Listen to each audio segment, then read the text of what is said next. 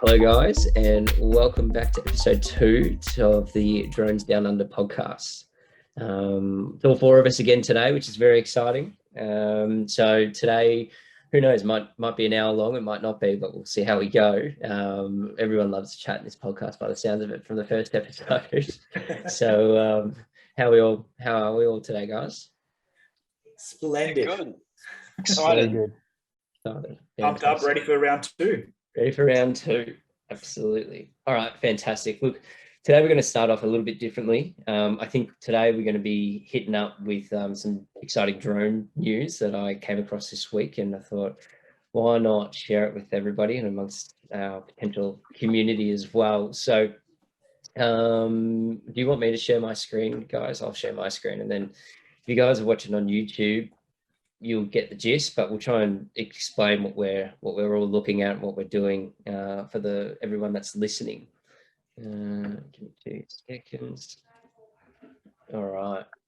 So today, or maybe a couple of weeks ago, Leica Geosystems announced that they're releasing their BLK system as a drone, and also as utilizing the Spot robot network, maybe is a good way to explain it. But the exciting part about this is that the Leica BLK to fly is a LiDAR unit with multiple cameras on it.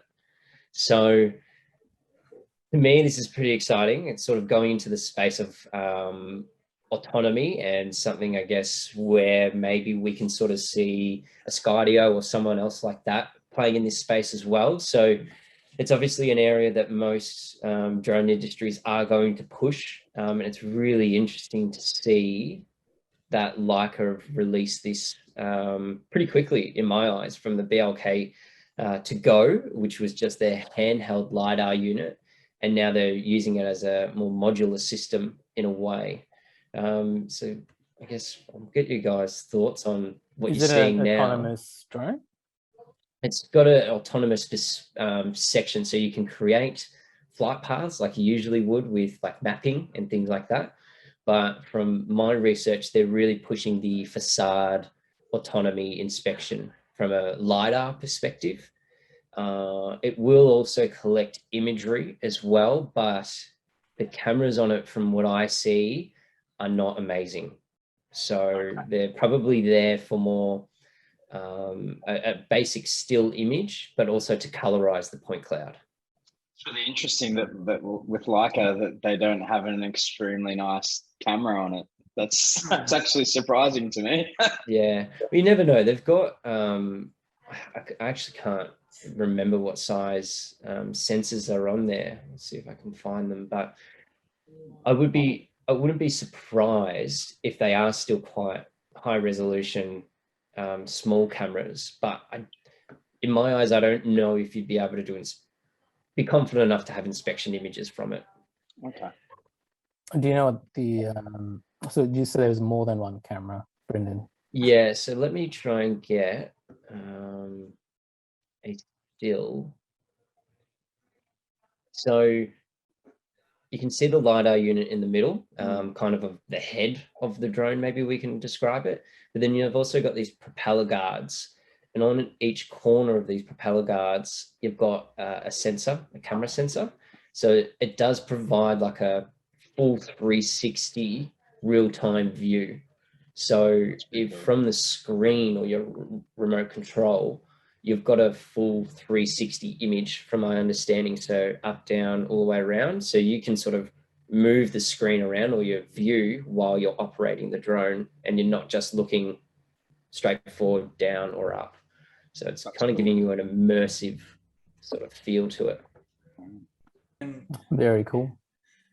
Answer this for me. Is this the first of its kind? It sounds like it is. I think it is. So the only other thing that's as close to this would be putting a LiDAR unit on a drone as a third-party bit of equipment. And they're nowhere close to this size, are they?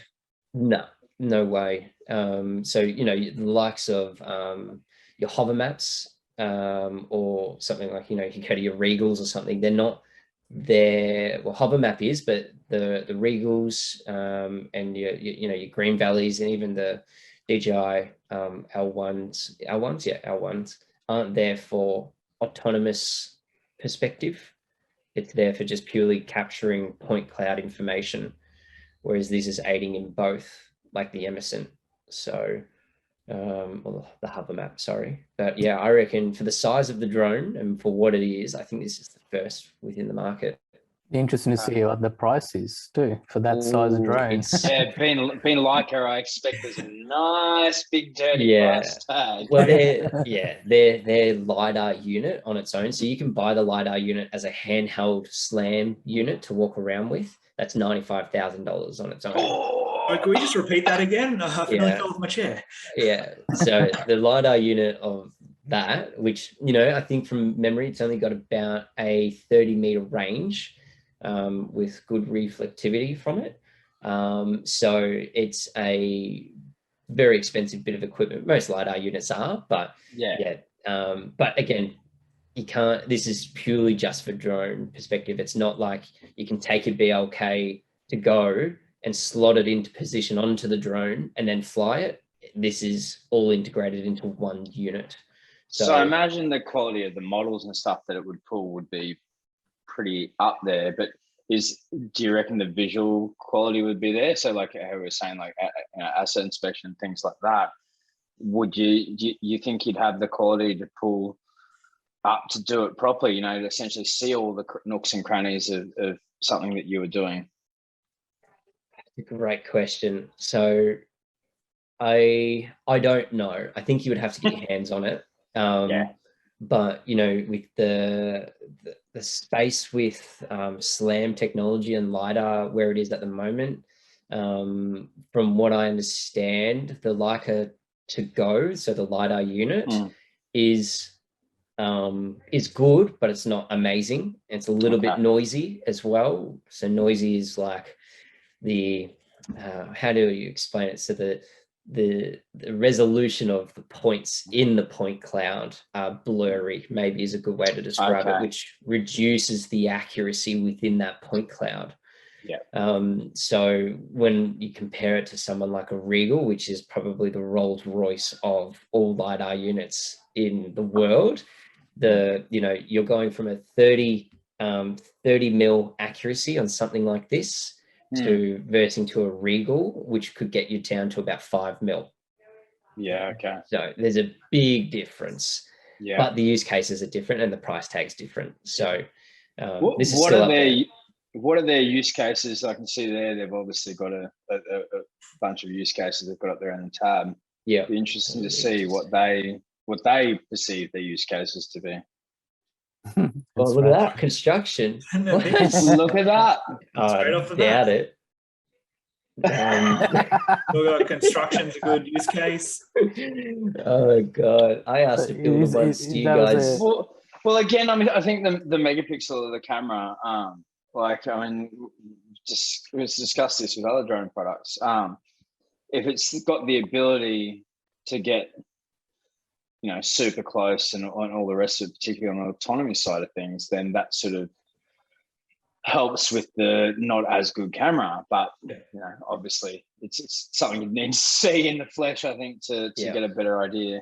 But the fact that they mention it for construction and things like that, like they obviously are confident that it can do its job. For sure. And I think, so for the listeners as well, I'll just read out the use cases that they're putting forward for the new drone. So we've got construction as their first one. Then they've got BIM, which is a building information model, which you create in multiple different ways, but you can create it from a point cloud data set, which is what it's collecting. Then the other use case is architecture and general UAV mapping. So kind of like what you would expect most drones to be able to do either way. All the use cases are there, but there's limitations to it, I think, as well, which is what we got to unpack. So is that the price? Yeah, so I was just looking at, that'd be US. Euros actually. Euros and US. There you go. US, So yeah. it starts at 46,000 euros or 56,000 US. So what's that in Australian dollars? Probably 65, give or take. A lot. About Yeah. 80 to Yeah. 90, isn't it? Yeah. Let me tell you. Yeah. So See if I probably can there you work it go. out. The same probably would be close to the same price as the BLK to go, the handheld unit that they've got. So Massive. Hey, Yeah. Brendan, you mentioned SLAM technology or something before. Can you explain what that is? that's a great question. Let's unpack that. So SLAM technology is when, I don't even actually remember what it stands for, but basically it's a LiDAR unit that's mobile. And you're basically, the way I describe it is there's a computer system on the unit, and it's in real time mapping the environment you're in from a point cloud perspective. So it's throwing out thousands of laser points, and whatever laser point hits an object, it will reflect back into that sensor or LiDAR sensor, and it will place that point in a 3D space. So to give you an understanding of what That's cool. that means is that if it's a 3D space, like a bookshelf, for example, and I'm waving my LiDAR unit over it, it will get the depth of that shelf, it will get the face of the shelf, it will get the side of the shelf, it will get everything. So some LiDAR units throw out, a million points a second, and it creates a really dense, really accurate point cloud, and some only throw out about 40,000 points a second. So, only, but when SLAM comes into it, it's the mobility of LiDAR. So grabbing a LiDAR unit or putting it on a drone and flying it. And as that drone is flying, the laser points are hitting the ground, reflecting back up, and it's real time putting that point in space for you to then be able to post-process and create a 3D model from, essentially. Awesome. So for those playing at home, the AU dollar, that would be $77,108.47. There you go. Wow. Probably It's put a not the couple, change. put a couple of Should of we thousand put more on top of that. order in right now? Pre-order right now. First units to ship on the 28th of October. Yeah, Well, it's if interesting. there's a unit in Australia they want to test, bring it on. We'd love to Yeah, see it. yeah, absolutely. Definitely. Well, I'm sure we all like to see that in action. Definitely. Exactly. Yeah, so I guess the other aspect of this, of the BLK to fly, there's also the BLK Arc. So, which is their Spot the That's robot solution. RoboDog. Yeah, so Awesome. in the world of drones and not just UAVs, we obviously cover areas of robotics as well. So again, for those who are just listening, if you don't know what Spot the Robot dog is, it's Boston Dynamics four-legged It's robot. robots. They're going to kill us all in the future. Yeah, that's exactly right.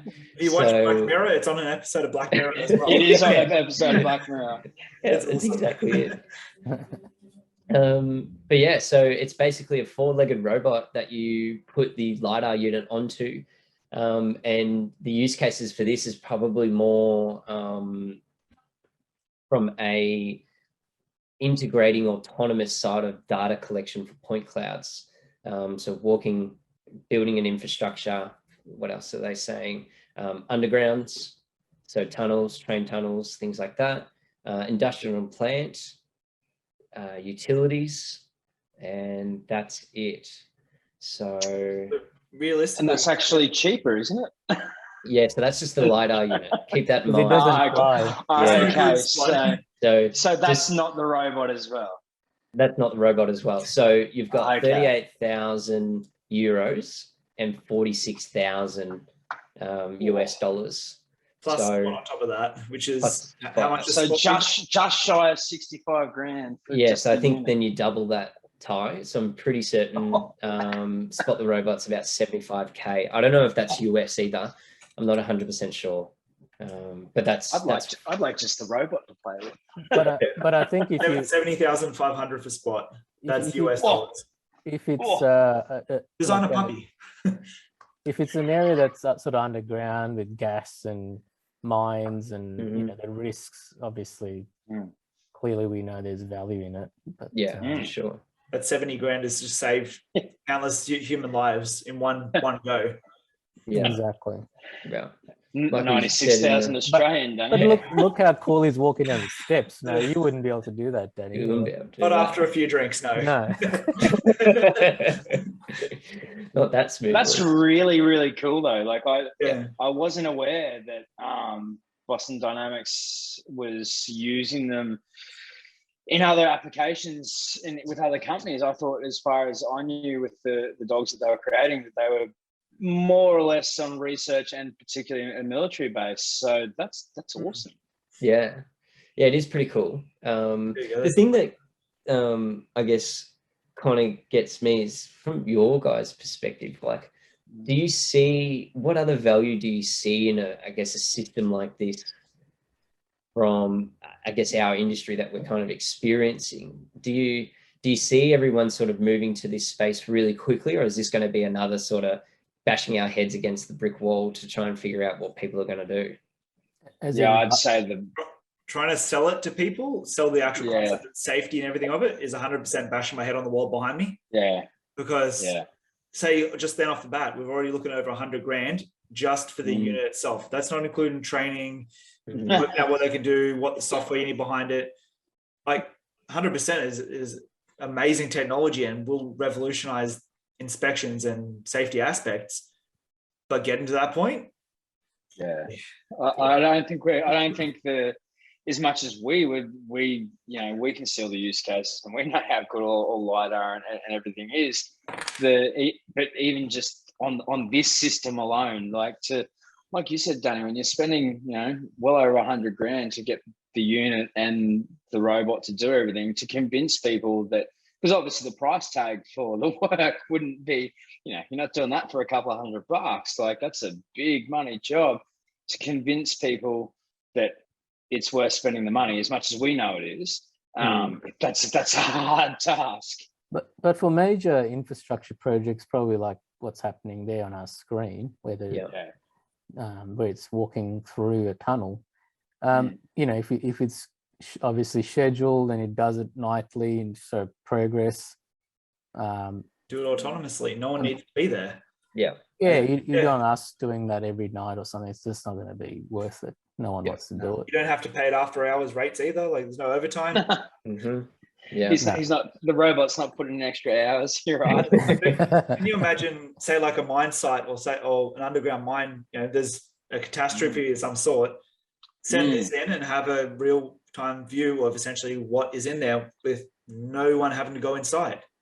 Definitely. A lot of those mine rescues and mine collapses and things like that, where there's potentially access, but end of the day, it's unsafe for a person to go down there to get these people out because of gas and everything else. There's your answer. I mean, it doesn't even need to, even if you take the LiDAR away for a second, you literally just have cameras based on them. That's huge. Like, even I know I've seen it all over YouTube at some point. You can put the gas detection units on it as well, on spot.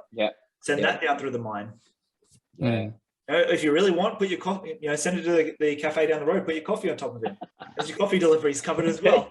Talk about Scott, the dog deliveries, man. There's no doubt the mines will, if not already, they've already adopted this tech. I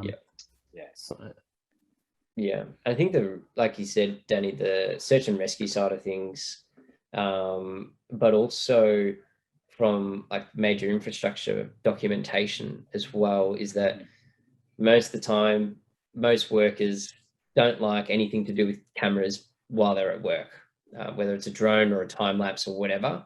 People hate it and people will rip it down or, do stupid things to it. I think, the site can close. This can have a timer at 6 o'clock or 7 o'clock at night. It boots up, does its automated walk, captures all the data from the day, the changes over time, returns back to its station, recharges for the next night, and then it's done.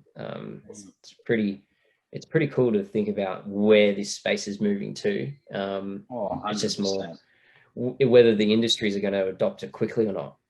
Do Do you think they're going to have to put little logos on the side of it saying "Don't pat the puppy" or anything? They might. You never Probably. know. You never know. It'd be funny though. Humans can't have nice things, Danny. You should know this by now. For this exact reason. Don't touch Spot. I love it if you pick it up, what it does.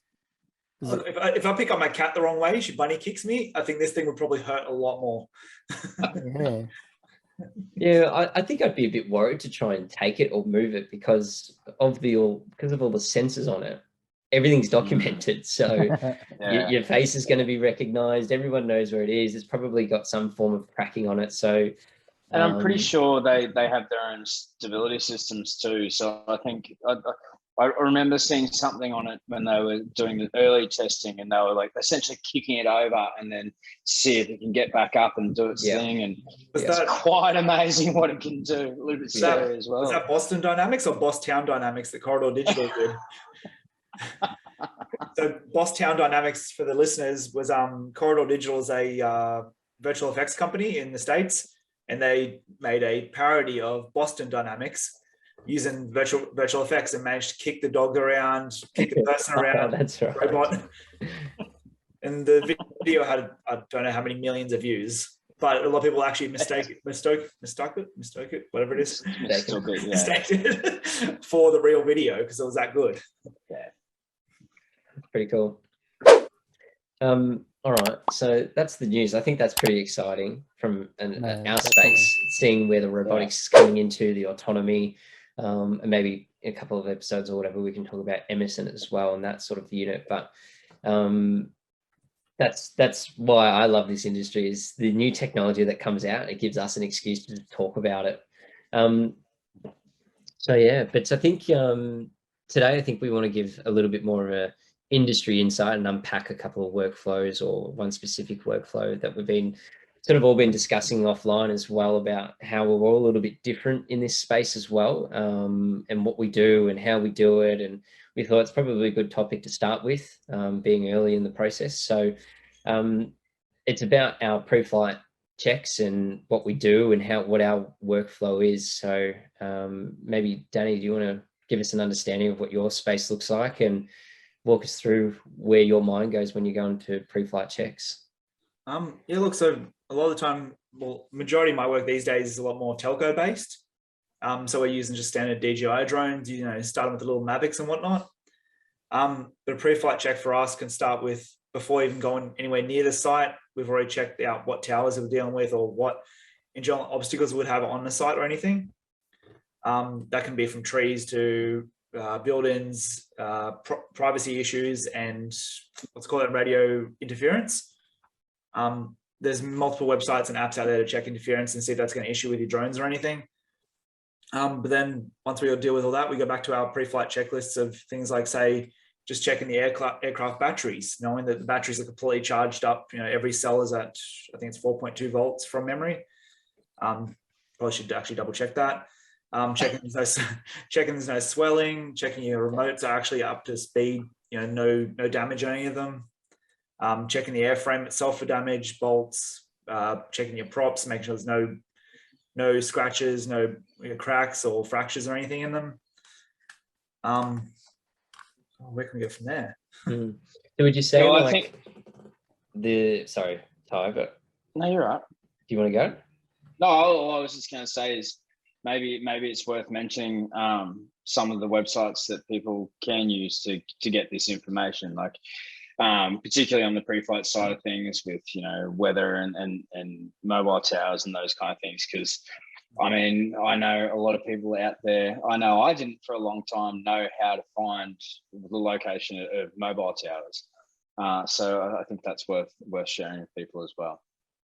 Yeah, sweet. So one of the websites I use specifically in Australia here, we use I think it's ACMA. They're the database for all forms of communications and frequencies for pretty much anything in Australia. That can lead down to, you can double check the actual tower specifically on every site, what might interrupt the drone. One of the other issues or reasons why we use the Mavic 2 for most of this work, or anything with OcuSync, proprietary DJI technology, is it's able to switch the bands it actually uses to communicate with your remote. So even if it does come into interference areas, it switches to a different band and can counteract that interference. Which is quite useful. Definitely is. Definitely useful. I'm actually surprised you're using Mavic 2. Typically, how far away are you from the antennas? Anywhere between 3 to 5 meters is a good safe distance, I'd like to say, especially if there's magpies or crows around in Australia. You want to be a little bit safe distance, but it all comes down to the quality of what the customer is actually after, or what they're trying to do with the model or the data itself. Mm. Then, as Ty mentioned, one of the other aspects is the weather, because if it's a bright sunny day, photogrammetry might not be the best option for you, or if it's cloudy and sunny, that can throw off a model pretty quickly. We can deal with what I was dealing with this morning, trying to do a bit of a test, and end of the day, the wind and obviously the potential of like rain and storms. But I was off to do a test this morning and trying to beat the weather, and the weather came in a lot quicker than I had planned. So, but I think mentioning the fact that we need to be aware of what the weather is doing, because for those of you who don't fly out there, or who are maybe just interested in it all, there is limitations with wind and stuff that drones can handle, and different size drones, etc. And you need to be aware of those. You need to know the maximum speed your drone can actually handle. Even if the specs say your drone can fly at 55 kilometers an hour, well, if you're flying 50 kilometer an hour winds, your drone's only going to be moving at 5Ks technically. That's exactly right. Ty, how would you check the weather in this morning's instance? Yeah, so this morning, I tend to use OK to Fly. It's quite a simple format. It's a matter of, for those of you out there listening, by the way, that's okaytofly.com. It's a pretty simple system to literally jump on, put in your address or your location of where you're going to shoot, and it will literally give you, I think it's by the hour, of wind and weather updates, and actually specifically lets you know if it's going to be safe to fly or not. If it's safe, they'll always, from memory, they come up in blue or green. If it's a little bit, to be on the cautionary side, you usually find the yellow and orange. And obviously, if they come up red for that hour, you're not flying anywhere. So it's a simple system, but it's a very valuable system. There's lots of ways out there to check your weather. I've got a few other apps I use on my phone that give me wind directions and speeds and things like that as well. But definitely OK to Fly in the pre-flight planning. OK to Fly is my go-to. Definitely. And is it spelt like OK then the number 2 or TO or? Fair call. It's actually OK as in OK, and then TO fly.com. Okay. So not the digit, the word. Good to know, because the OK number 2 Fly is actually a CASA-based website for checking airspace that is a valuable asset for our pre-flight check. It's also valuable. Very valuable. Yeah, very valuable. It's a really good site, actually. It kind of, instead of going down the maybe Oz Runways or something like that, if you guys subscribe to that, it's a pretty easy, user-friendly platform, I think, and it gives you a very quick visual of where you are and the airspace that you're going to be flying in. So that's a good resource. Is it worth talking a little bit about the risk assessment side of things, and potentially, when we look at risks and how we go about mitigating them? Yeah, I think like from a pre-flight side of things, where my mind goes, maybe you guys are a little bit different, but there's the figuring out where we're going to be and actually flying the location, then figuring out the risk associated just from a remote perspective, and then what are the risks associated with that process of when we're actually performing the operation. Is there do you guys see other factors or other sections part of that pre-flight when we're going through that check? Pretty well covered it from me. Yeah, we found, as you all experience, I'm sure, you've got a diverse range of jobs that you can actually, as Danny said, you're currently working through telco. Next week could be a series of buildings. What we try to do is keep a base set of risks that we're actually aware of, and then I'm sure, like yourselves, because the last thing I want to be doing is doing this every single job. So that helps us, I think, when we sit together and work through what are all the risks and what other techniques or methods that you might employ to actually reduce that risk. Yeah. So, and it's always good to actually communicate with, say, other people on the team as well, like you gentlemen know right now. Talking between the team and other people that are actually in the operation can point out other risks as well that you might have overlooked. You know, it's human error. You shouldn't be two brains are better than one. Shouldn't be too proud to have the conversation, to ask for help. Yeah. That's a big part of our industry is the safety side of it. We can't operate and do what we do in unsafe manners. It's too risky. Like, I think a lot of people are sometimes very unaware about how much these things can hurt you if they run into you while they're operating and things like that. That's sort of stuff anyone, trust me, doesn't want to happen. So, you know, the safety and risk side of things is paramount. Yeah. And that's one message that we try to get across to a lot of people as well, that, you know, while you may take a pretty photo for Instagram flying over the top of Centrepoint Tower or something in Sydney, you're 400 meters high in helicopter airspace above, you know, multiple main roads. Yeah, your drone weighs 250 grams, but 250 grams falling at terminal velocity hurts. Yeah. Yes. With a LiPo battery that's explosive in the end. I don't know that you're weighing up a risk. Yes, it may not happen this time. You might think it's okay, do it again another time, and that's when a battery dies on you because you didn't do a pre-flight check. Yeah, exactly. The other one I'm sure we've all done is the SD card. So that's because I have about 5 SD cards in every backpack. And look, I do the same. I always have a container of SD cards, but you know what? Because I have forgotten to put one in before. Yeah. And there is nothing worse than going to go and shoot a job and not having an SD card in there and not realizing until afterwards it's a problem. Yep. So no, it's a good call. I think carry a spare and just leave it in your car because you just don't know whether if you use one drone. But as we all know, 4 in my case. Another good way of doing it, which is my personal way of offloading data after every job, that drone will sit on my desk or out of its case until the SD card is back in the drone, whether it be an SD card or an SSD. That way you're not putting your gear away and forgetting it. And I've got one friend that I'm sure will be listening to this, that he does it all the time. At least once a week, he's got a full SD card or has forgotten one. Should we name and shame him? No, not this time. No, see, I literally leave my case open in the office. So when I come in, I come home from a job, it sits right next to me here on my desk. It sits there open until everything is done with it. I've taken all my data off. I've put everything back where it belongs. It stays open. That's my reminder.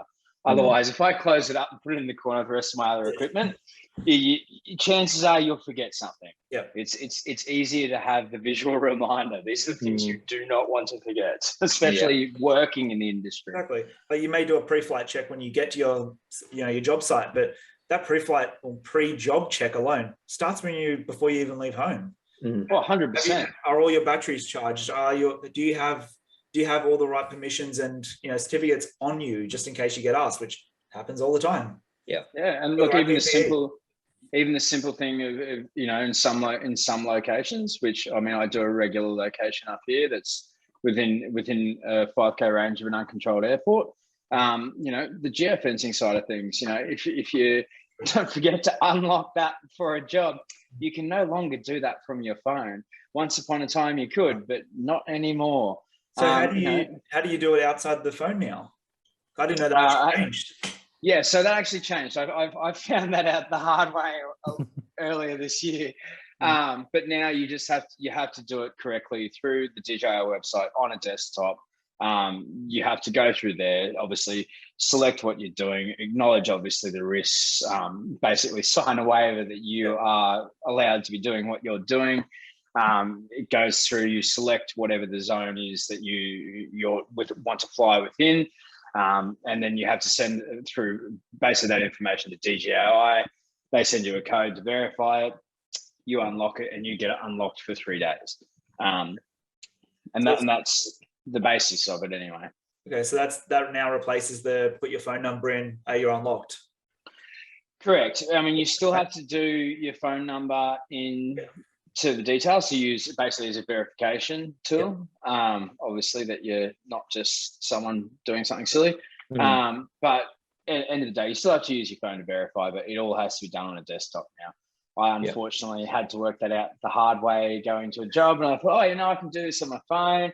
Gone to go do it, and then I have a new thing come up from DJI going, you can no longer do this from a mobile device. You need to do this from your desktop. Okay. Well, thanks for taking that bullet for us. I didn't know this. And remember to save your controller serial number somewhere. Yes, that's the other thing, because Sean's had phone calls from me and go, hey, do you remember my flight controller number? So, yes, that's definitely something worth having saved on your phone to make your life a lot easier, even for the fact of when you're just in the office. I mean, I decided to save it on my phone because I got sick of trying to do something when I'm not in the office. Then I need to come down here, turn everything on, get my serial number and things. Having that kind of information stored somewhere safe, easy to get to, is a great idea. So in what situation would you have to go through that process? What airspace, what sort of job would we be looking at? So for example, the one that I do it with regularly, we do progress shots for a company up here that's building new housing estates. One of the biggest housing estates in the Sunshine Coast at the moment, which they've been building, it's a 20-year plan, I believe, is Aura.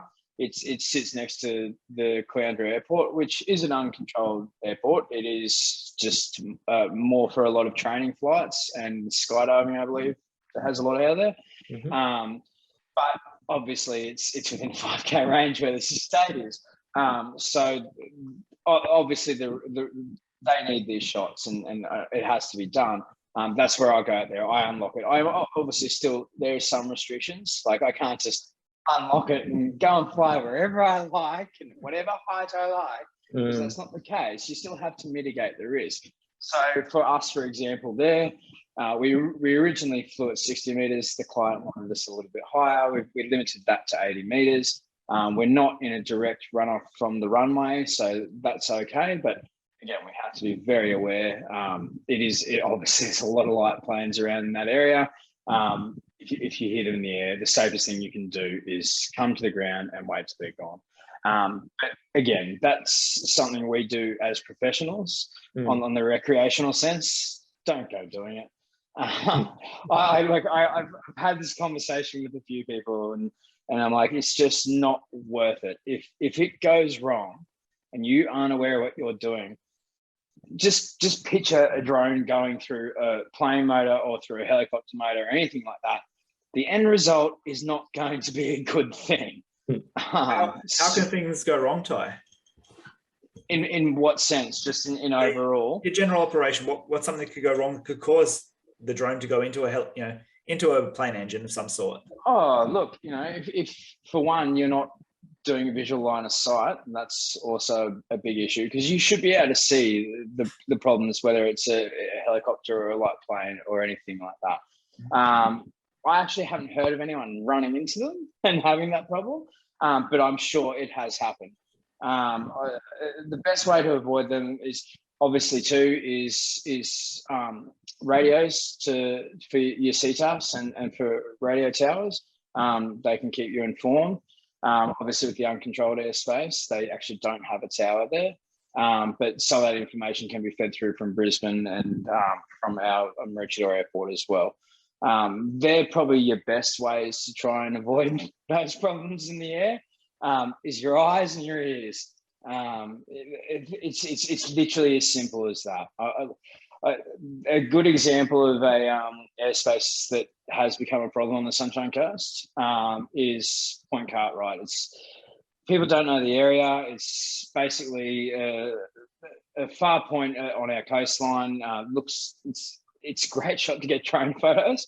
You can get beautiful shots of the coast, but they've now decided to ban drones up there for the primary reason that the Coast Guard fly in through there. Obviously, you get the lifeguard chopper doing their thing, but you get the Coast Guard coming through there as well. Now, this is obviously well before they banned this, but I actually managed to get up on there before they did that and got an absolute stunning shot of the coast. which actually got in the papers too. I was quite happy about that. But end of the day, I came into land. Now, when I came into land, I came in, did my job, landed correctly. I got to the ground, and literally, I'd say within probably 30 seconds of me landing, a chopper came flying around the point at a very low height to come in and land at the Coast Guard headquarters, which is just literally down the road from where I am. And it was becoming blindly aware to powers that be up here that something bad was going to happen. After that flight for me, I personally just did not want to go near Point Cartwright with a drone. I mean, like, chopper pilots consistently say it is one of their biggest fears, because light planes and things like that, there's a chance it might not come out of the sky if it hits it. But a chopper, and you hit it, it goes through a rotor, that chopper's coming down. There is no contingency plan there. So, you know, it's just something people need to be so aware of, is the airspace around them. Yeah. I think you're right, Danny. Ty, I think the big difference with the space we're in, or the industry we're in, is that we're dealing with airspace, and not many people get exposed to that world. And I'm not saying I'm a pilot or anything like that. It's a completely different world when you're dealing with a risk, and you have to 100%. Know what's going on in that airspace, because it's just, it's not something to deal with. Don't understand too that we actually, as drone pilots, all of our learnings to get our RAPL, to get our REOC, and for, in some cases our AROC as well for communication towers. This is all aviation law and aviation knowledge. Like, yes, we don't fly light planes and helicopters, but we are flying a space product. We are flying essentially an object traveling around in airspace. So we do need to know aviation law. We do need to know all the little things that you might think are kind of useless in some regard, but we need that knowledge. There's a reason that we sit down and spend the time learning this to get our license.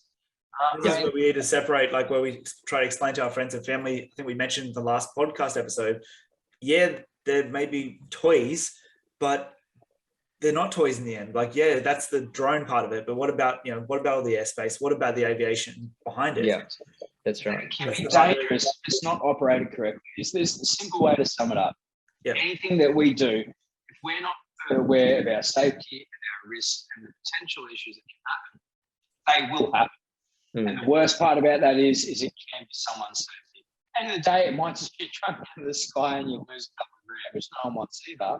But if it comes down on a person, I don't ever want to be part of something like that. Yeah. I mean, what's an app that Apple, how would we go about looking at, I'm sure like all of you, to be aware of some of the helipads around wherever you want to fly, whether it's taking a photo or video? The website that Ty mentioned earlier, OK, letters TO fly, the website we use for checking airspace is OK, number 2 fly. Right. Yeah. And it shows the different types of airspace. It shows if there's fire brigade or there's an emergency situation, it's all updated live, so you can actually see that. Well, yes, there's a lot of information on there. A lot of people want to understand like how to read a NOTAM, which I'm sure we're going to go over in a later episode. It's a great updated website. It shows all the different airspace. It shows what's around you, where you can and can't fly. It literally gives you a yes, you can fly, and no, you can't fly. Yeah, I think for me personally, the helicopter thing was, I just couldn't believe how many helicopter pads there are around us until we got into this industry. So. Yeah. Especially in the inner city. Yeah. They're everywhere.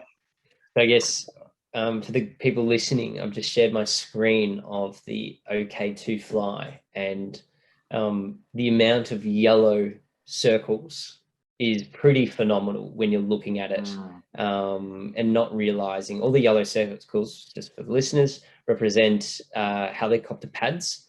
And we're just looking in Victoria, and there are hundreds. Would that include private ones as well? Yeah, just anything that's been registered to CASA. Okay.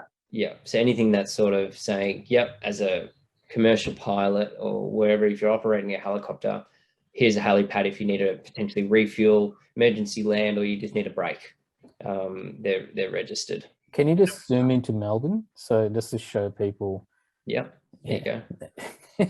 It's yellow. So there's probably, I think, 5, 6, maybe 7 just overlapping everywhere. Basically, you've got a yellow blob that goes from almost Altona all the way up to Epping, all the way down through Box Hill, Camberwell, on Turner South, and then all the way back to Moorabbin Airport, which is pretty great. It's a massive area. It's basically the southeast suburbs. And you're reaching out to Dandenong as well, around near Listerfield. So just through there is just unbelievable. And can you just zoom into Elwood? Because you kind of went in and went out again. I wanted to highlight, because I haven't done Elwood Beach. Yep, just zoom in there. Sean's doing free flight checks right now. See the parachute there? Yeah. Yeah, so that area, obviously got people, there's a parachuting zone there that they're actually testing or doing practice. So not only are you actually worried about helicopters, but it's also parachutes. So I think this is another area quite popular in Melbourne, where people go and take, photos of the beach and looking out and looking in. I'm just trying to bring awareness. These are things, again, you don't normally think of when you're just going to go and take a photo naturally. So we obviously are, because we've learned these things over time.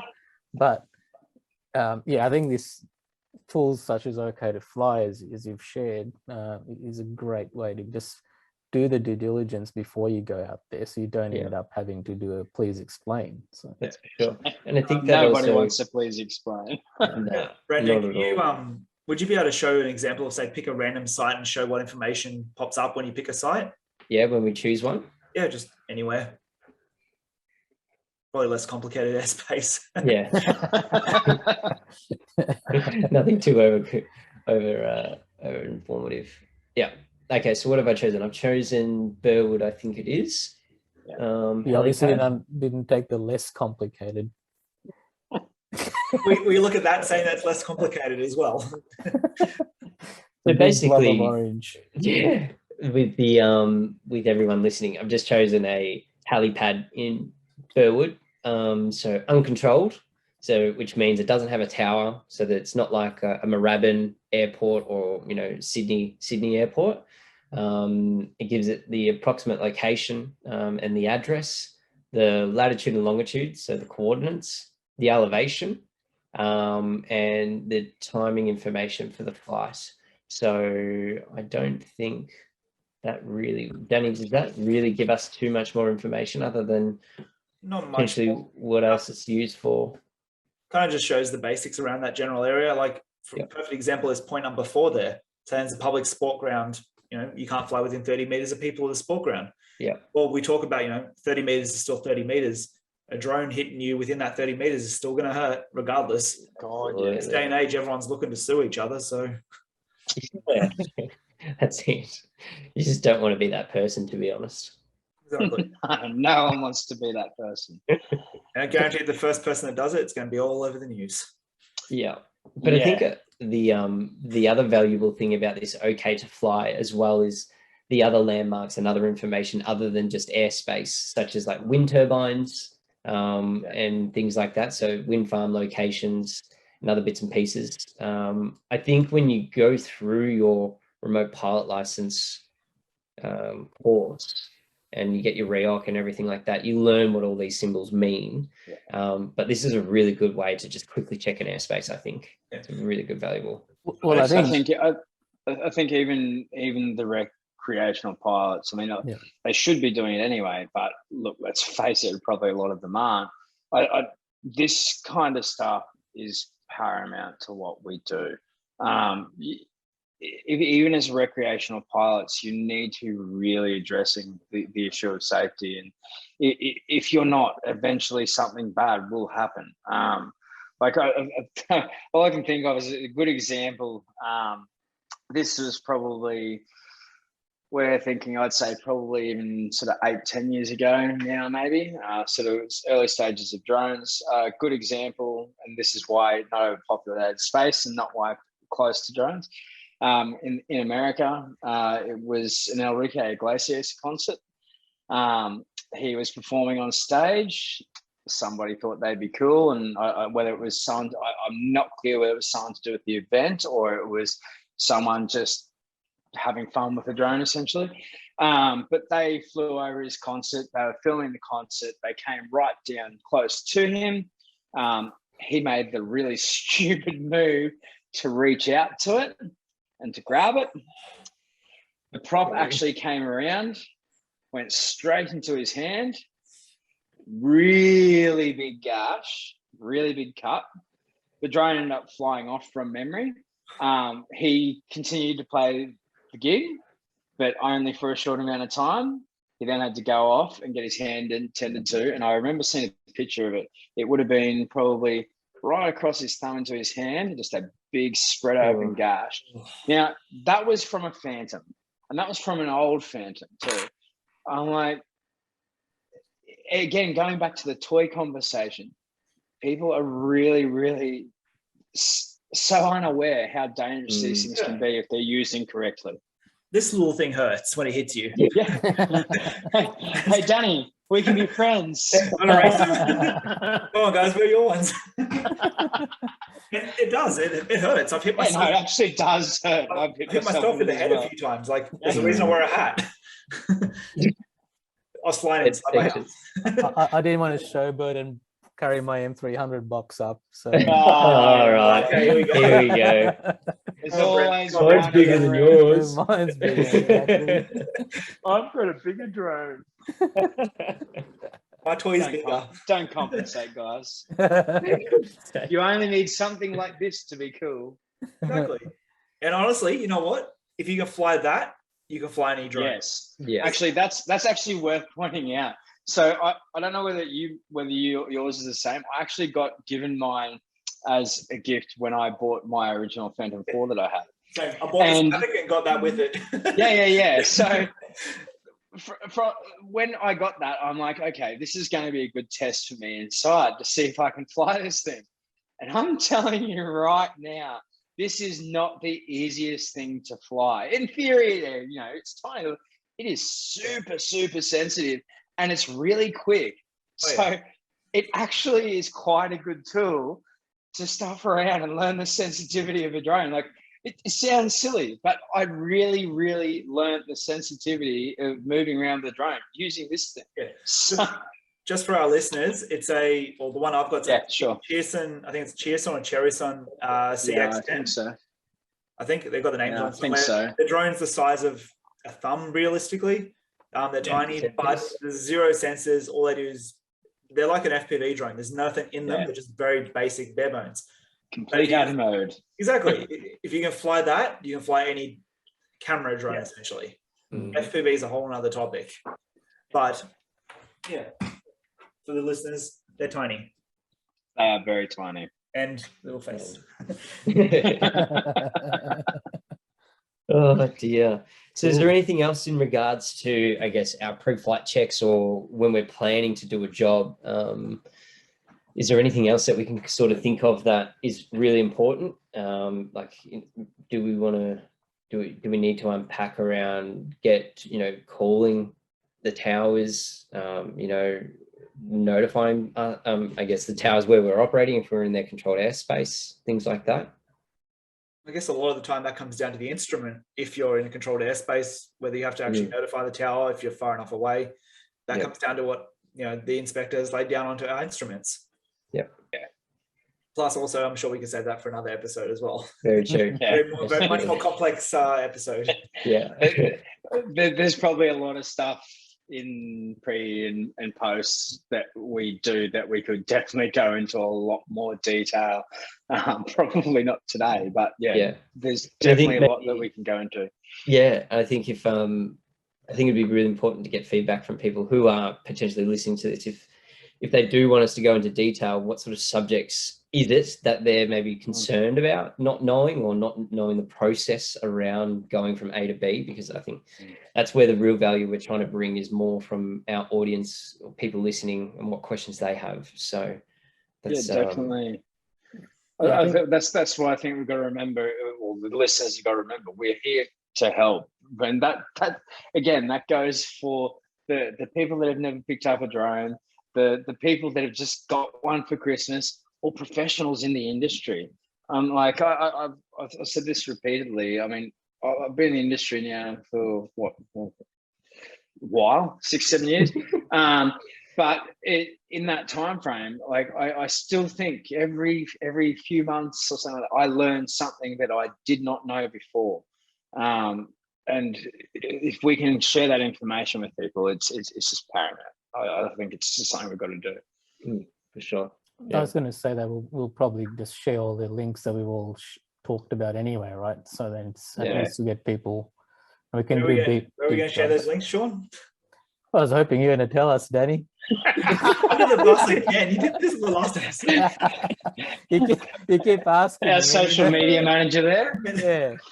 Jeez, Mr. So I'll share it in the comment section or on our Instagram and Facebook at the Drones Down Under podcast.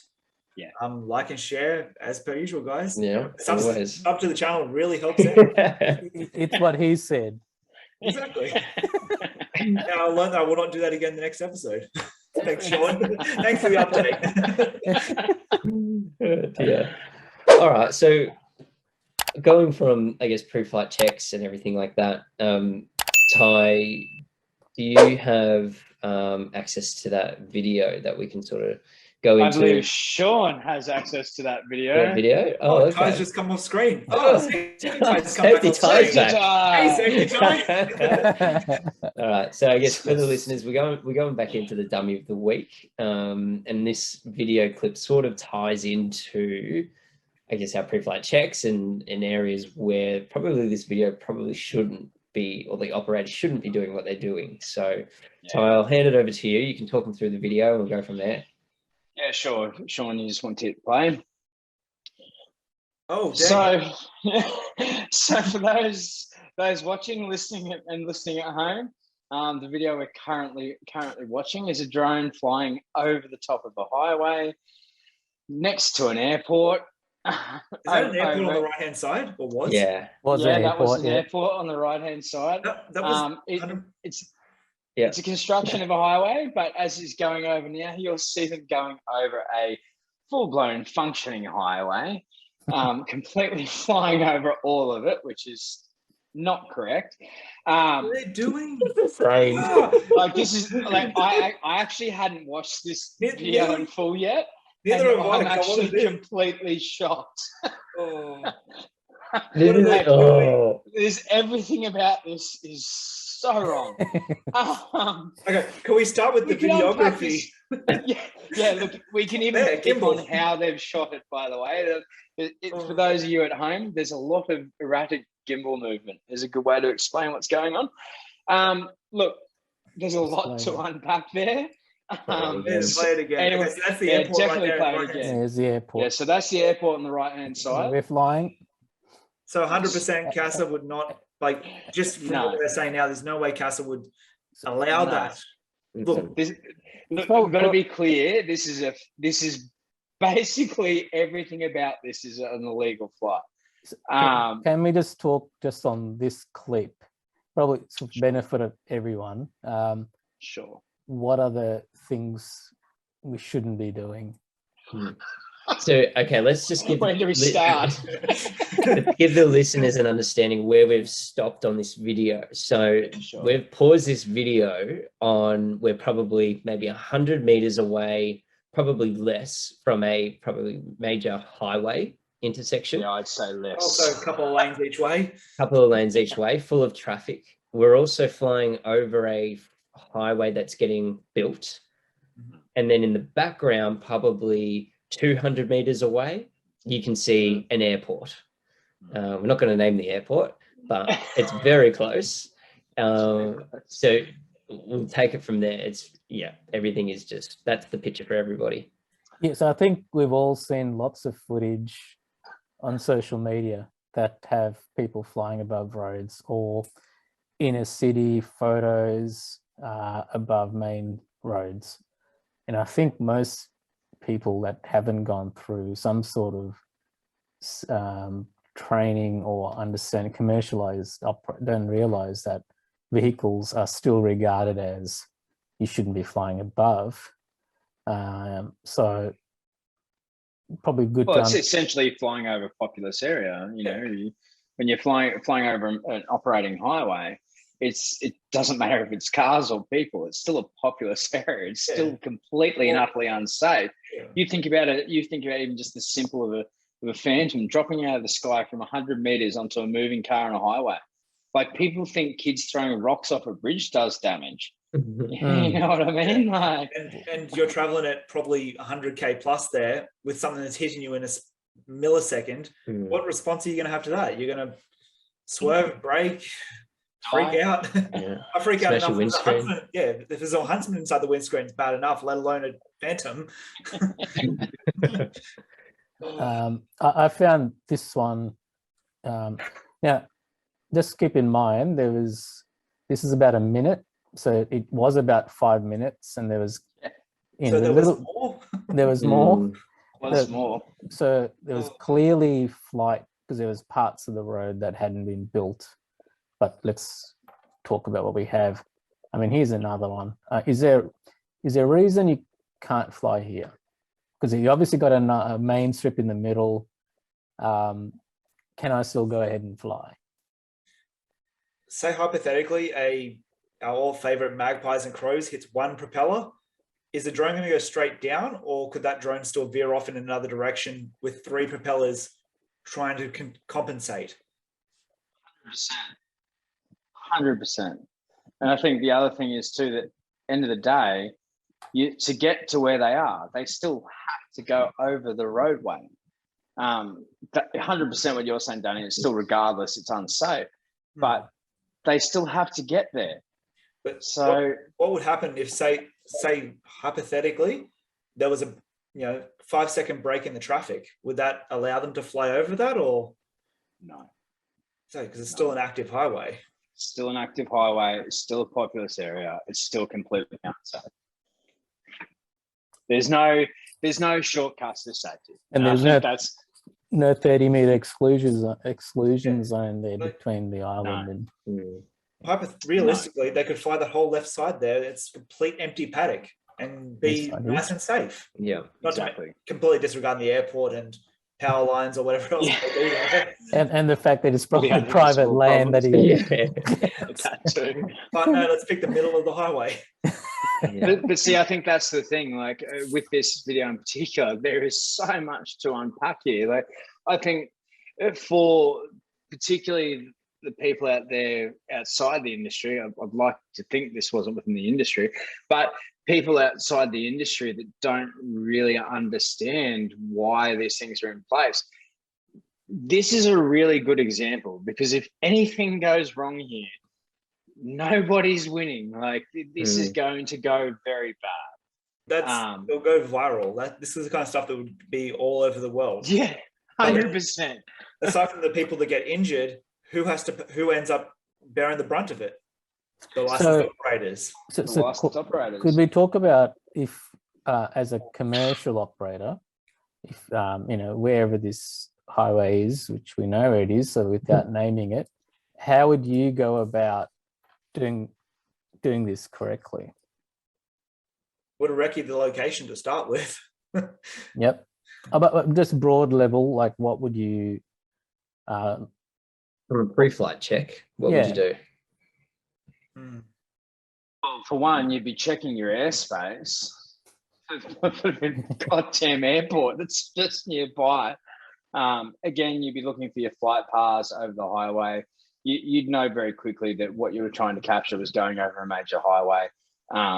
You immediately, you wouldn't be able to do that. You'd have to look at different ways of capture. Is there a permit process here that you should undergo, perhaps, given that there's major roads intersecting constantly? You probably wouldn't. If if you were to approach the actual client and get permission to use their land away from the actual active main roads, like it looks like it's a main road that's been, obviously not this one right now, the earlier one. Yeah. There's no cars on there. It's still been built. I'm sure you can have the vehicle access to be able to fly those specific, these sections here, you'd be able to fly. You'd be able to drive along, fly your line of sight. Yes, it's more of a pain in the ass, but you're still doing it the legal way. Pain in the ass is better than, I guess, the other end of the stick. The other end of the stick hurts more. Financially, mentally, personally, everything. Career gone. Exactly. Yeah. For something like that to happen, that's a career ender right there. Oh, 100%. Let alone someone's life as well. Like, you never know. Yeah.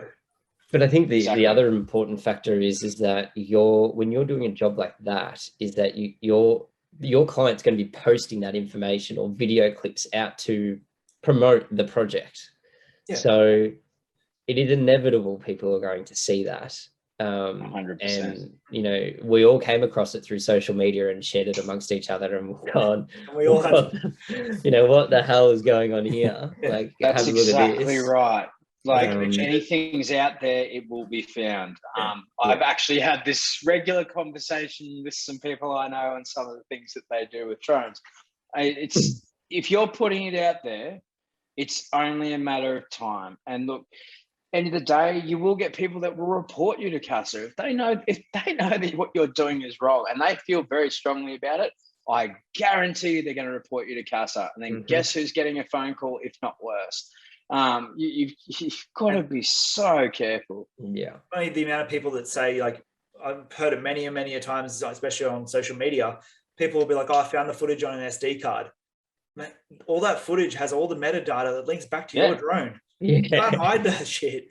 Date, time, everything. Exactly. It's all there. Where the actual, your DJI account, which I'm pretty sure everyone has.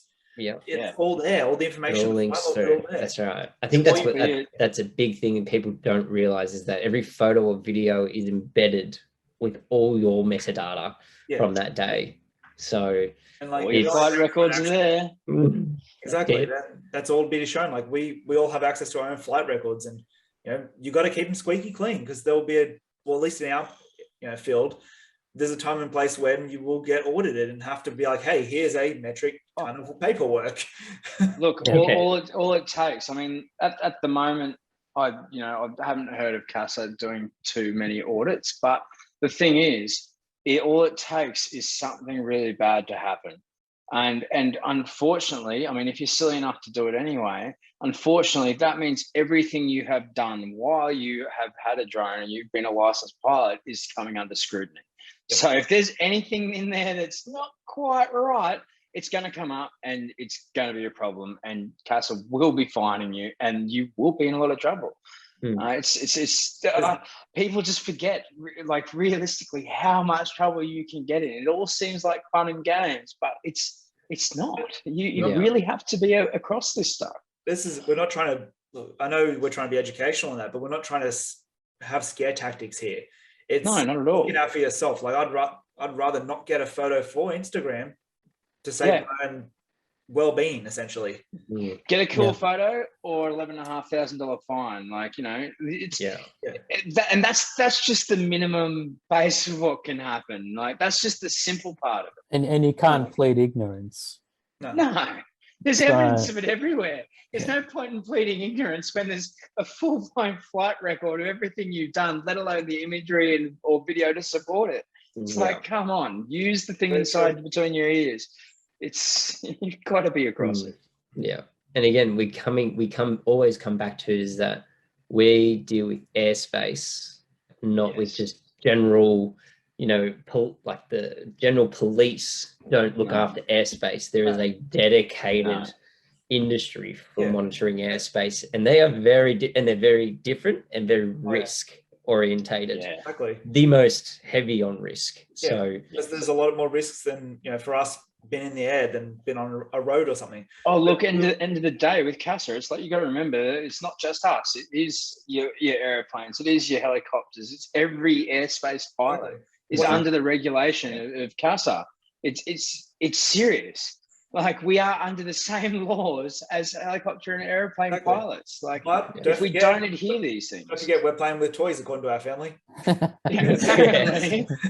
Apparently. Gotta keep bringing that one up.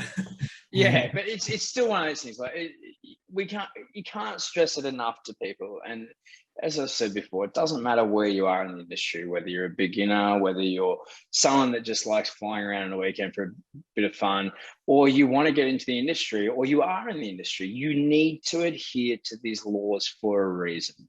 It's all about your safety. It's all about the public's safety. And I don't know why people would even question it. Like, come on, just do what you're supposed to do, keep everyone safe, and keep our industry going forward without the scrutiny that we don't want from CASA. We want to do things correctly, so they leave us all alone. I think that was a pretty good wrap up of the whole conversation. Pretty good. Yeah. In a nutshell. Absolutely. In a nutshell, yeah.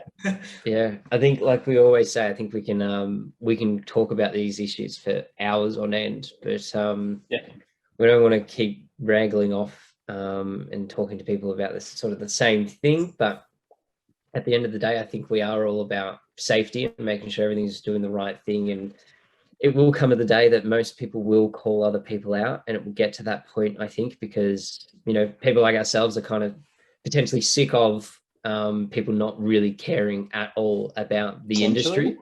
Yeah, potentially.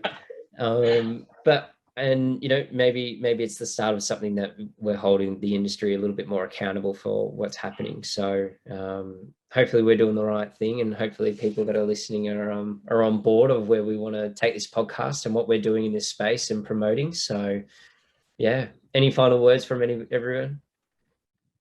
You guys summed it up way too well. I got nothing. Sounds good.